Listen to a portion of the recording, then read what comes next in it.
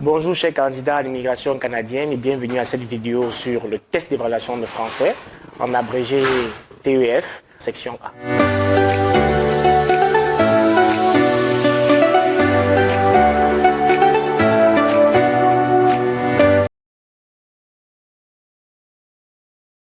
Vous allez entendre des conversations entre deux personnes. Indiquez à quel dessin correspond chaque conversation.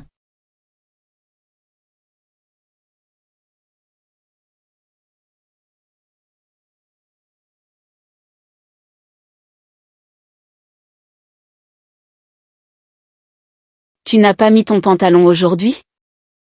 Si, mais ce n'est pas suffisant. J'ai vraiment besoin d'un manteau, il fait très froid. Oui, c'est vrai. Moi, j'ai mon manteau et j'ai bien chaud.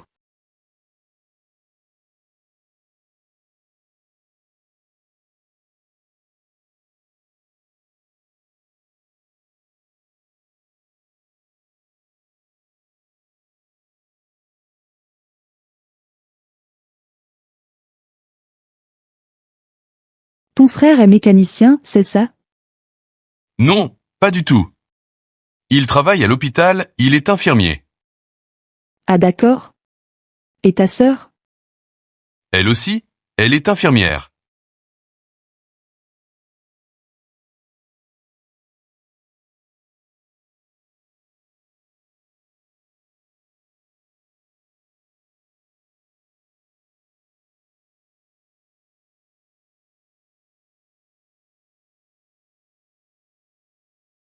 Tu travailles avec un ordinateur portable? Non, je préfère un ordinateur. C'est plus puissant pour ce que je fais. Ah oui, surtout pour les jeux vidéo et les logiciels lourds.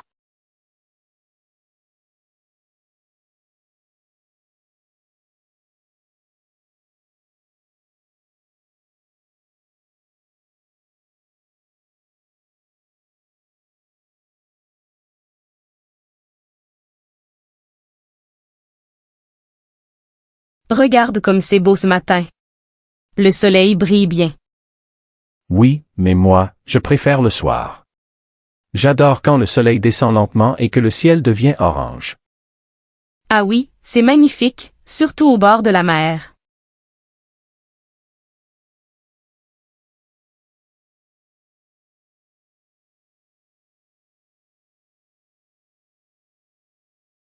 Vous allez entendre des annonces diffusées dans un lieu public. Pour chaque annonce, répondez à la question.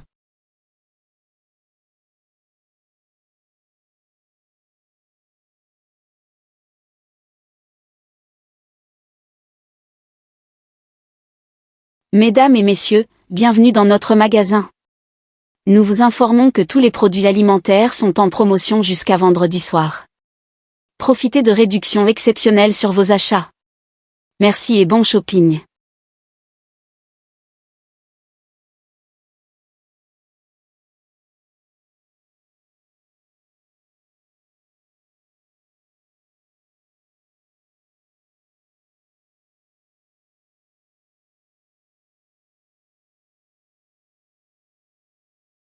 Mesdames et messieurs, nous avons une mise à jour importante concernant le départ du train numéro 45. Le départ prévu pour 14 heures est retardé à 15 heures en raison de travaux sur la voie. Nous vous prions de bien vouloir patienter et de vérifier l'heure de départ à l'affichage. Merci de votre compréhension.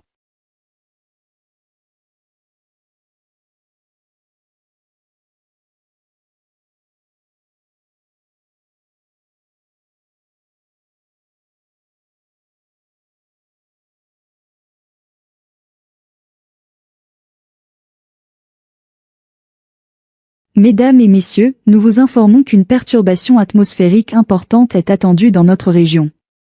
Les températures vont chuter considérablement à partir de ce soir, avec des risques de gelée et de verglas sur les routes dès la nuit prochaine. Soyez prudents et évitez les trajets inutiles, en particulier sur les axes secondaires. Une amélioration de la situation est prévue pour mercredi après-midi.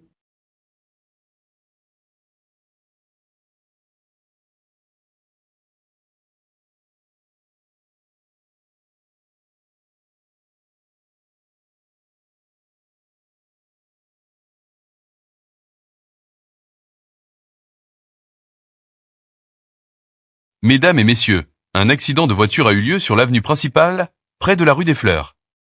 Il y a actuellement un embouteillage important dans les deux directions, ce qui entraîne des retards considérables.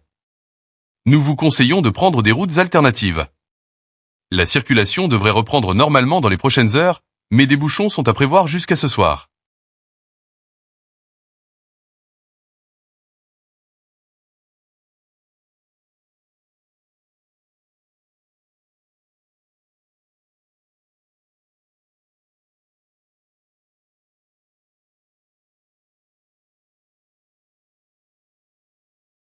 Chers clients, nous vous informons qu'une réduction de 20% est actuellement appliquée sur tous les livres en promotion dans notre magasin. Cette offre est valable jusqu'à la fin de la semaine, mais attention, certains livres en quantité limitée peuvent ne pas être disponibles d'ici vendredi. Nous vous encourageons à faire vos achats dès que possible pour profiter de cette offre. Merci de votre fidélité.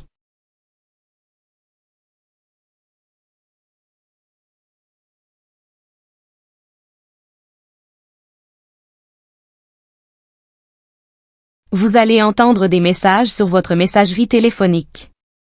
Indiquez pourquoi la personne appelle.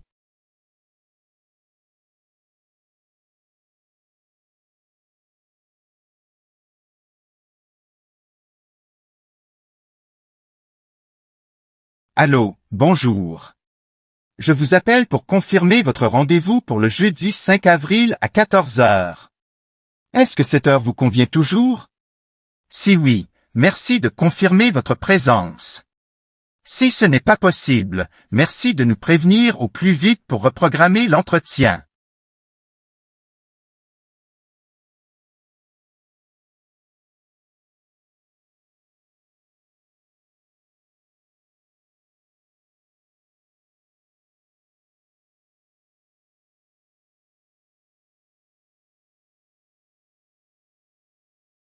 Bonjour, je vous appelle de la société XYZ, nous avons bien reçu votre candidature pour le poste de responsable marketing. Nous sommes intéressés par votre profil et nous aimerions organiser un entretien pour discuter plus en détail de vos compétences et de votre expérience. Seriez-vous disponible la semaine prochaine, le mardi ou mercredi, en début d'après-midi? Si ces horaires ne vous conviennent pas, merci de nous proposer d'autres créneaux.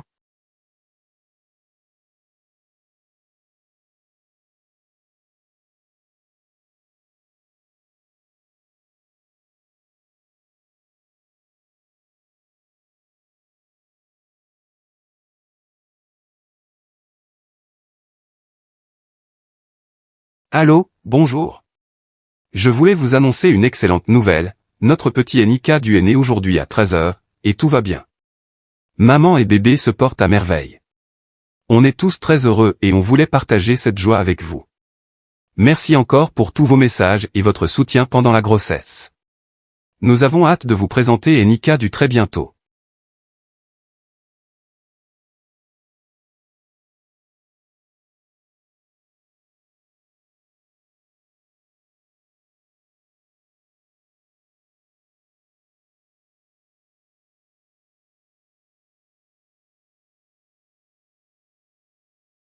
Allô, salut mon chéri. Juste un petit rappel, pense à bien fermer la porte du réfrigérateur quand tu l'utilises, elle est restée un peu ouverte. Tu sais, ça peut entraîner une perte d'énergie et ça risque de détruire des aliments. Merci de vérifier ça dès que tu peux. Je t'embrasse.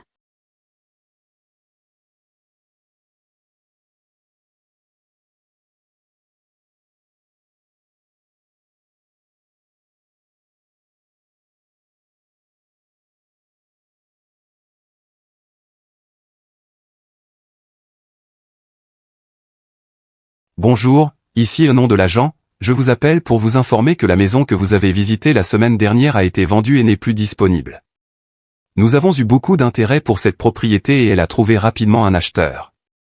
Si vous souhaitez, je peux vous envoyer d'autres options qui correspondent à vos critères de recherche. N'hésitez pas à me rappeler si vous avez des questions. Merci et à bientôt.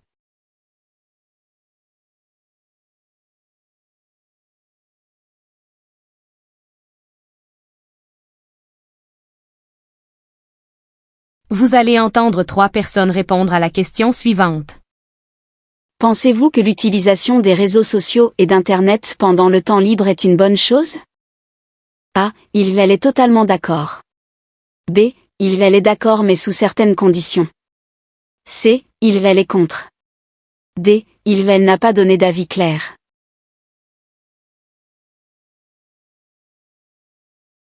Personne A. Aujourd'hui, il est difficile d'imaginer un quotidien sans Internet.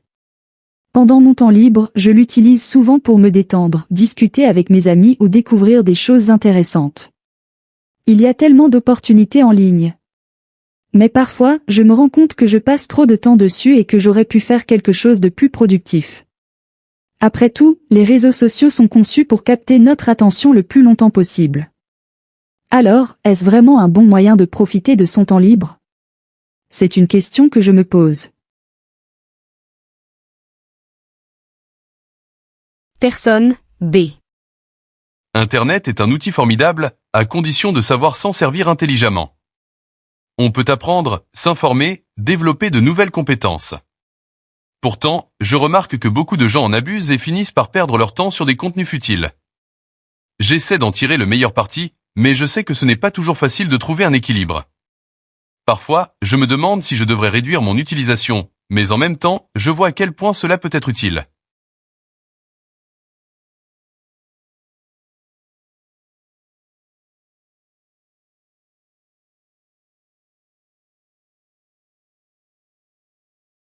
Personne C. Personnellement, je trouve que passer son temps libre sur Internet n'est pas forcément une bonne chose. On croit se détendre, mais au final, on finit souvent par regarder des choses inutiles et on a l'impression d'avoir perdu du temps. Pourtant, il y a aussi du contenu intéressant et éducatif. J'ai essayé plusieurs fois de réduire mon usage des écrans, mais ce n'est pas évident car tout est fait pour nous inciter à y rester. Je ne sais pas si on peut vraiment dire que c'est mauvais ou bon, mais ce qui est sûr, c'est qu'il faut faire attention à ne pas tomber dans l'excès.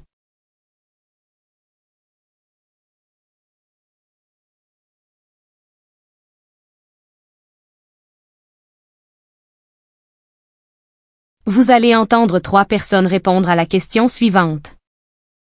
Pensez-vous qu'il est plus avantageux de louer une voiture plutôt que d'en acheter une pour les déplacements interurbains? A. Il est totalement d'accord. B. Il est d'accord mais sous certaines conditions. C. Il est contre. D. Il n'a pas donné d'avis clair. Personne A.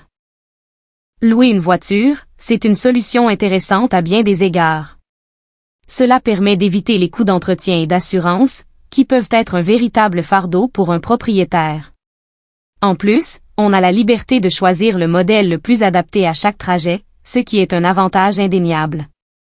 Mais d'un autre côté, il y a aussi des inconvénients. La disponibilité des véhicules n'est pas toujours garantie, et les tarifs peuvent varier considérablement en fonction de la période.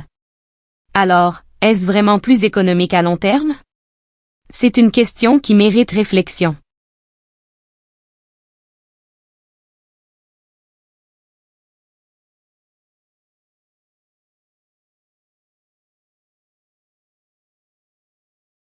Personne B.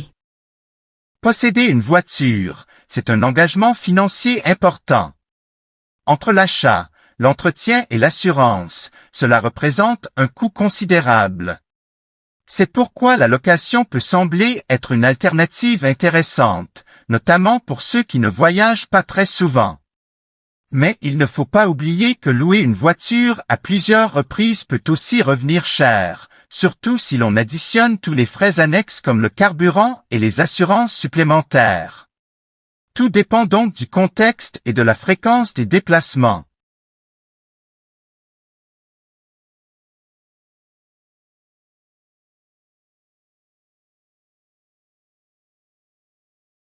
Personne C. Acheter une voiture, c'est un investissement. Certes, cela représente une grosse dépense au départ, mais à long terme, on peut s'y retrouver, surtout si l'on se déplace régulièrement. La location, en revanche, semble plus flexible, mais ce n'est pas forcément la meilleure solution pour tout le monde. Il faut aussi prendre en compte la contrainte de devoir réserver à chaque fois, et parfois accepter un modèle qui ne correspond pas exactement à ses besoins. Alors, est-ce que cela vaut vraiment le coup? Ce n'est pas si évident.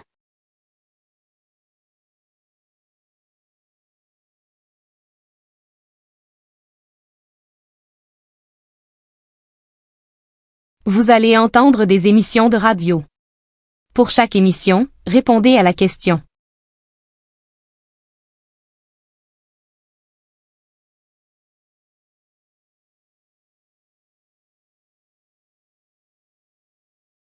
Aujourd'hui, nous allons parler d'un sujet qui nous concerne tous, la gestion du temps libre. De nos jours, avec les nouvelles technologies et les réseaux sociaux, il est facile de se laisser distraire et de perdre des heures devant un écran. Pourtant, le temps libre est une ressource précieuse qu'il faut apprendre à utiliser intelligemment. Certaines personnes choisissent de pratiquer une activité sportive, d'autres préfèrent lire ou apprendre quelque chose de nouveau. Mais il y a aussi ceux qui estiment que le temps libre doit être un moment de détente totale, sans aucune obligation. La question est donc de savoir comment bien gérer ce temps. Faut-il toujours chercher à être productif, ou a-t-on le droit de ne rien faire? Selon certaines études, alterner entre des activités stimulantes et des moments de repos complets permettrait de mieux profiter de son temps libre et de réduire le stress. D'un autre côté, il est parfois difficile de résister aux distractions numériques, qui peuvent donner l'impression d'un repos, mais qui ne permettent pas toujours de véritablement se ressourcer. Alors, faut-il organiser son temps libre comme on organise son travail, ou faut-il le vivre sans contrainte? Chacun a sa propre vision des choses. Certains trouvent que planifier ses loisirs permet de mieux en profiter, tandis que d'autres préfèrent laisser place à la spontanéité. L'essentiel est peut-être de trouver un équilibre entre les deux.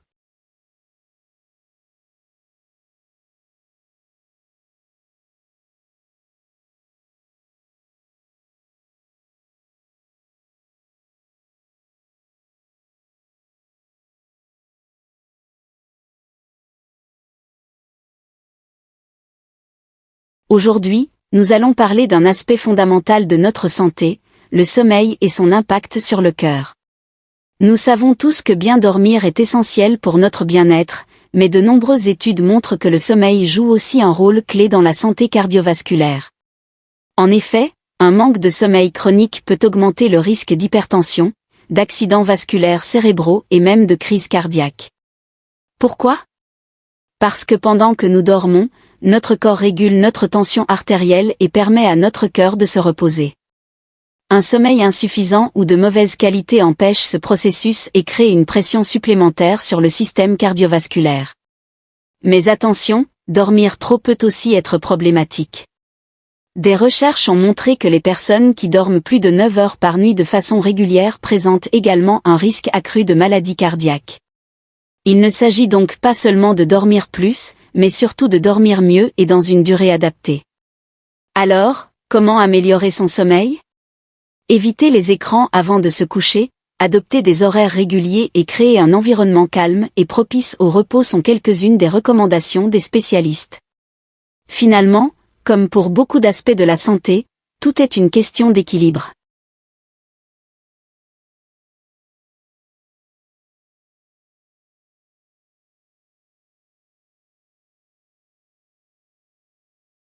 Vous allez entendre un long reportage radio.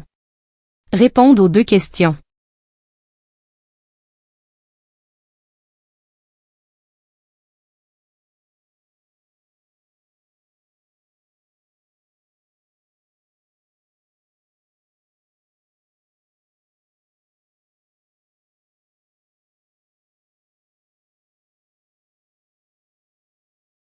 Aujourd'hui, nous accueillons Monsieur Dupont, expert en urbanisme, pour parler d'un sujet qui touche tous les habitants des grandes villes, la circulation.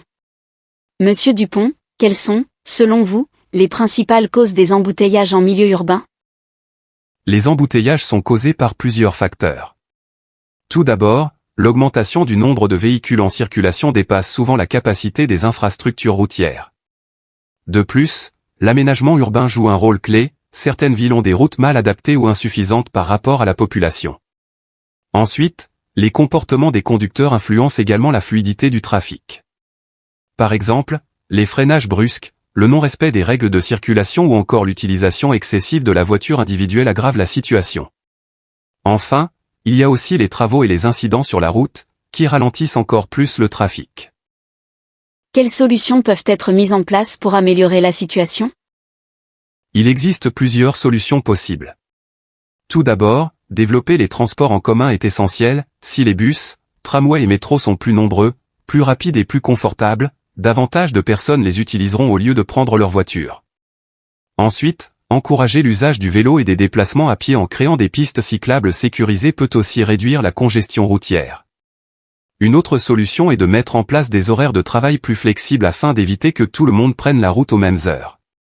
Enfin, l'utilisation de technologies intelligentes, comme les feux de circulation adaptatifs et les applications qui optimisent les itinéraires, peut également contribuer à fluidifier le trafic.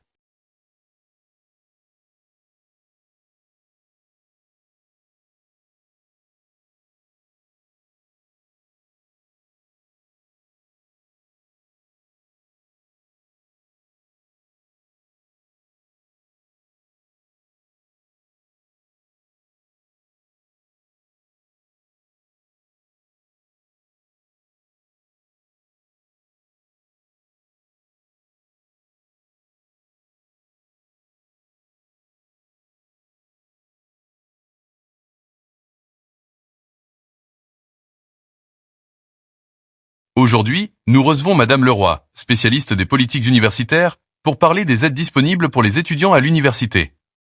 Madame Leroy, quel type de soutien financier existe pour les étudiants? Les étudiants peuvent bénéficier de plusieurs types d'aides financières.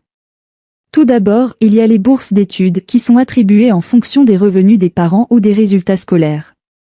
Ensuite, certaines universités proposent des aides spécifiques pour les étudiants en difficulté, comme des réductions sur les frais d'inscription ou des aides d'urgence en cas de situation exceptionnelle.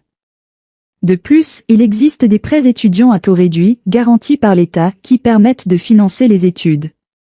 Enfin, certains étudiants peuvent travailler à temps partiel à l'université, par exemple en tant qu'assistants administratifs ou bibliothécaires, pour obtenir un complément de revenus. Y a-t-il d'autres formes de soutien qui ne sont pas financières? Oui, bien sûr. L'université met en place plusieurs dispositifs pour aider les étudiants au quotidien. Par exemple, il existe des services de soutien psychologique pour ceux qui ressentent du stress ou de l'anxiété liée aux études. Ensuite, certaines universités proposent des ateliers pour améliorer l'organisation du travail et la gestion du temps, ce qui est particulièrement utile pour réussir dans ses études.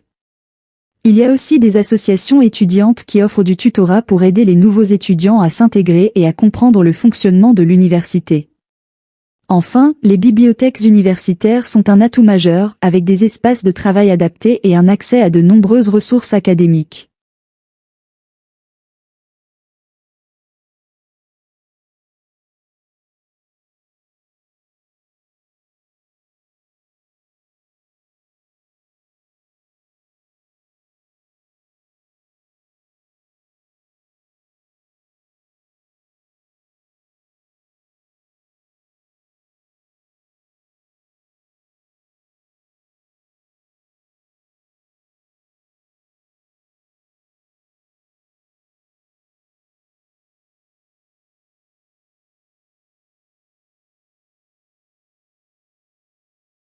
Aujourd'hui, nous recevons le Dr Morel, dentiste et spécialiste en santé bucco-dentaire, pour parler d'un sujet qui concerne de nombreuses personnes, l'impact du café sur nos dents.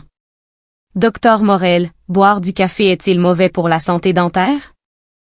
Le café est l'une des boissons les plus consommées au monde, mais il a des effets sur nos dents. Tout d'abord, il contient des pigments naturels appelés tannins, qui peuvent s'accumuler sur l'émail et provoquer des taches jaunes ou brunes, surtout chez les personnes qui en boivent régulièrement. Ensuite, le café est une boisson légèrement acide, ce qui peut, à long terme, fragiliser l'émail et rendre les dents plus sensibles aux caries. Cependant, il faut aussi savoir que le café a certaines propriétés antibactériennes qui pourraient aider à limiter la formation de plaques dentaires. Bien sûr, ces effets dépendent de la quantité consommée et des habitudes d'hygiène bucco-dentaire de chaque personne. Y a-t-il des solutions pour continuer à boire du café sans abîmer ses dents? Oui, il existe plusieurs moyens de limiter les effets négatifs du café sur les dents. Premièrement, Boire un verre d'eau après chaque tasse de café peut aider à éliminer une partie des résidus colorants avant qu'ils ne s'accumulent sur l'émail. Deuxièmement, utiliser une paille permet d'éviter le contact direct entre le café et les dents, ce qui réduit la coloration. Ensuite, se brosser les dents après avoir bu du café est une bonne habitude, mais il faut attendre au moins 30 minutes, car l'acidité du café peut temporairement fragiliser l'émail. Enfin, un nettoyage professionnel chez le dentiste 1 à 2 fois par an permet d'éliminer les taches et de préserver la blancheur des dents.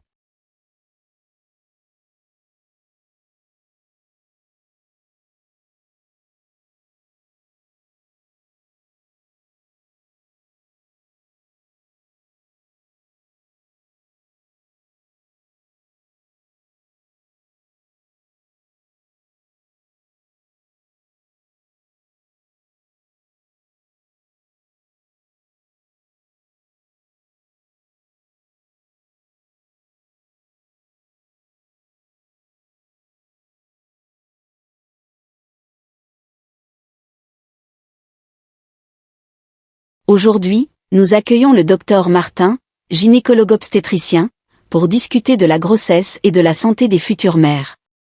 Docteur Martin, quels sont les principaux conseils que vous donneriez à une femme enceinte pour maintenir une bonne santé pendant cette période? La grossesse est une période très importante, et il est essentiel de prendre soin de soi, non seulement pour la mère mais aussi pour le bébé. Tout d'abord, il est crucial de suivre une alimentation équilibrée, riche en vitamines et en minéraux. Le calcium, le fer et l'acide folique sont particulièrement importants pendant cette période. Ensuite, il est recommandé de pratiquer une activité physique modérée, comme la marche ou la natation, pour améliorer la circulation sanguine et réduire les risques de complications comme les douleurs dorsales ou les problèmes de circulation. En revanche, il faut éviter les exercices trop intenses ou les sports à risque. Enfin, le suivi médical est essentiel. Il est important de consulter régulièrement son gynécologue pour surveiller l'évolution de la grossesse et détecter d'éventuelles anomalies. Y a-t-il des comportements spécifiques que les femmes enceintes devraient éviter pour protéger leur santé et celle de leur bébé? Oui, certaines habitudes doivent être évitées durant la grossesse. Tout d'abord, l'alcool et le tabac doivent être totalement proscrits, car ils peuvent nuire au développement du bébé et augmenter le risque de complications comme la prématurité. De plus, les femmes enceintes doivent éviter certains aliments crus ou mal cuits, comme la viande ou les œufs, car ils peuvent contenir des bactéries dangereuses pour la santé du bébé. Il est aussi recommandé de ne pas prendre de médicaments sans avis médical, surtout les médicaments contre la douleur, car certains peuvent être contre-indiqués durant la grossesse. Enfin, il est important d'éviter le stress excessif et de s'assurer de bien se reposer. Une grossesse sereine est cruciale pour la santé de la mère et du bébé.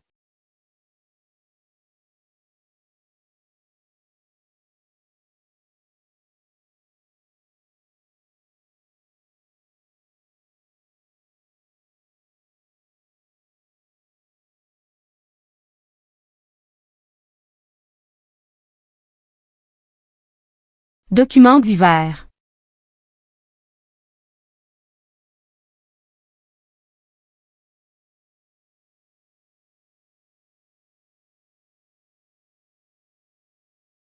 Les appareils électriques sont indispensables dans notre quotidien, mais leur mauvaise utilisation peut entraîner des risques de sécurité et des pannes. Il est important de ne pas surcharger les prises et d'éviter d'utiliser des rallonges inappropriées. De plus, certains appareils, comme les sèche-cheveux, doivent être éloignés des sources d'eau pour éviter tout risque d'électrocution. Il est également conseillé de débrancher les appareils non utilisés pour économiser de l'énergie. Un entretien régulier, comme le nettoyage des filtres d'un aspirateur, permet de prolonger la durée de vie des appareils. Enfin, il faut utiliser les appareils en fonction de leur capacité, par exemple, ne pas surcharger un lave-linge. Une utilisation correcte permet de préserver la sécurité, d'économiser de l'énergie et de prolonger la durée de vie des appareils.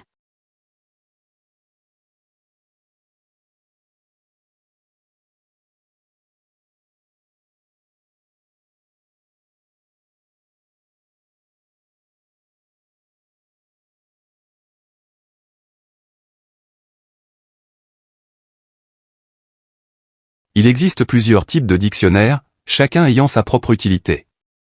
Les dictionnaires de langue, comme les dictionnaires monolingues et bilingues, servent à expliquer le sens des mots dans une ou plusieurs langues. Les dictionnaires spécialisés, comme les dictionnaires de synonymes, d'antonymes ou d'idiomes, sont utilisés pour enrichir le vocabulaire et comprendre les nuances des mots. Il existe aussi des dictionnaires en ligne qui offrent des définitions, mais aussi des exemples d'utilisation et des traductions instantanées. Enfin, les dictionnaires encyclopédiques fournissent des informations détaillées sur des sujets divers, allant des sciences aux arts.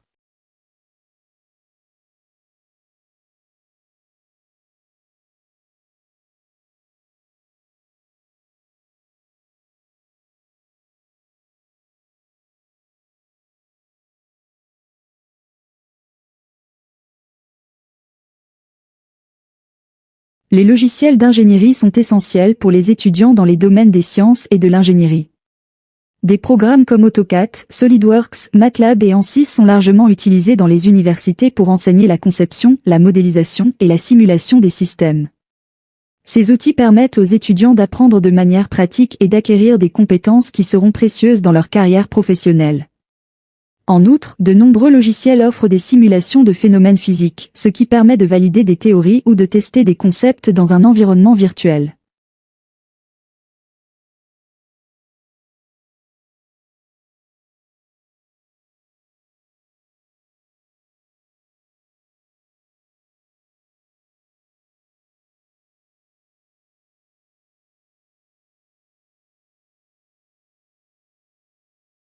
Utiliser un sac à dos de manière correcte est essentiel pour éviter les problèmes de dos, surtout chez les étudiants.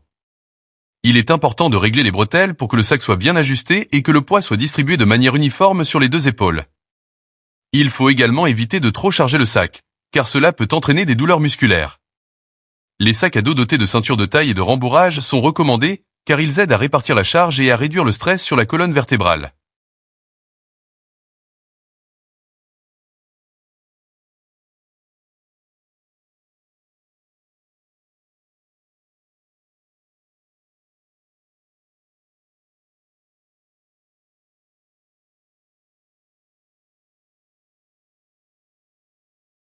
Les changements climatiques ont un impact non seulement sur l'environnement, mais aussi sur la santé humaine. Par exemple, l'augmentation des températures et les vagues de chaleur peuvent accélérer le vieillissement cellulaire et provoquer des maladies cardiaques et respiratoires. De plus, les changements dans les saisons et les conditions météorologiques modifient la quantité de vitamines D produites par le corps, ce qui peut affecter l'immunité et la longévité. Certaines études montrent que les personnes vivant dans des climats extrêmes peuvent avoir une espérance de vie réduite.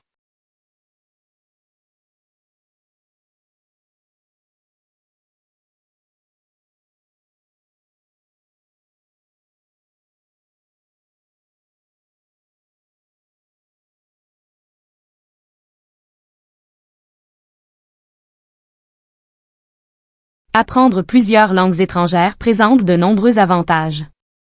Tout d'abord, cela améliore la mémoire et les capacités cognitives, car le cerveau doit traiter et stocker de nouvelles informations constamment. De plus, la maîtrise de plusieurs langues ouvre des portes sur de nouvelles cultures et peut offrir davantage d'opportunités professionnelles. Les personnes bilingues ou multilingues ont également tendance à mieux s'adapter aux situations nouvelles et à avoir une meilleure compréhension des autres.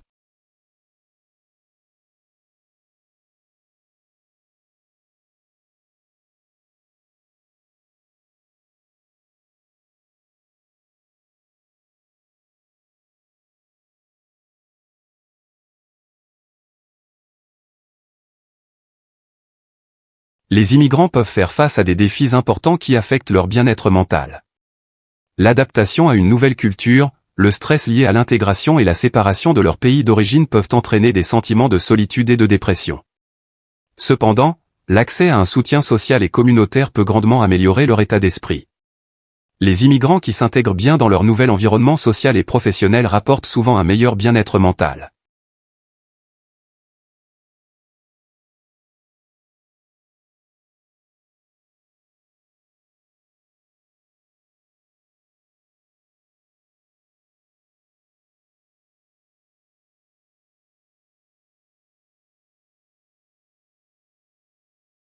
Le téléphone portable a transformé nos relations sociales. Bien que cet appareil facilite la communication à distance, il a aussi introduit des défis. Les interactions en face-à-face peuvent être affectées par l'utilisation excessive du téléphone, créant des distances émotionnelles et réduisant la qualité des conversations.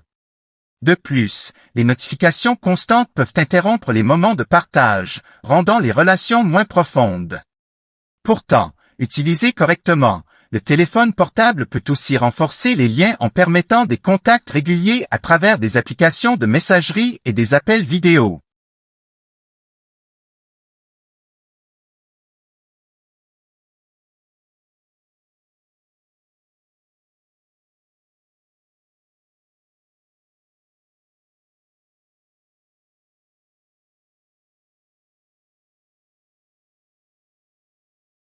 De nos jours, l'âge moyen du mariage a considérablement augmenté.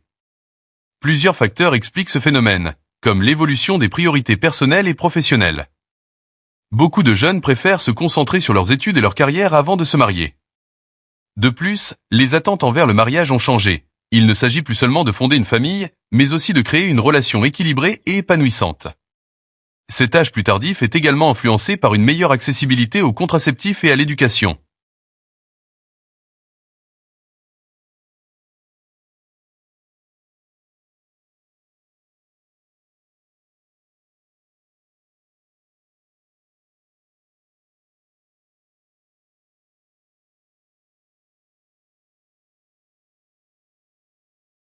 La lecture a un impact significatif sur la prise de décision.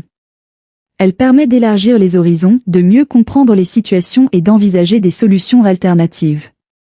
Les livres de développement personnel, par exemple, aident à développer des compétences de réflexion critique et à mieux évaluer les différentes options dans la vie.